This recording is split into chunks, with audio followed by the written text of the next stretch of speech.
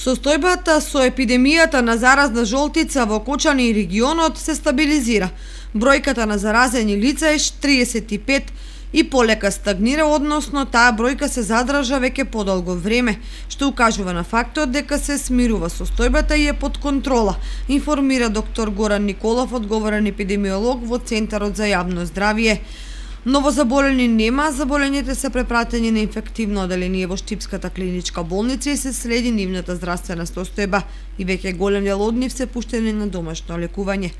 Паралелно и понатаму засилени се превентивните мерки, посебно во училиштата каде што се прави дезинфекција и таму каде што имаше најголем број заболени и од каде што беше изворот на заразата, односно жителите на улицата Стамен Манов.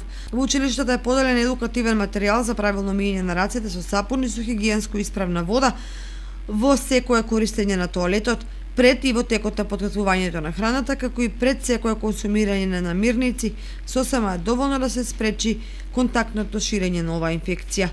Инаку доктор Николов истакна дека за да се спречи ширењето на епидемијата, лекарите алармираа за подобрување на личната и колективната хигиена.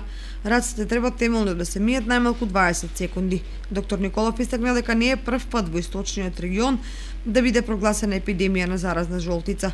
Во претходните години епидемијата на хепатит А беше прогласена и во Виница, Пехчево и во Берово.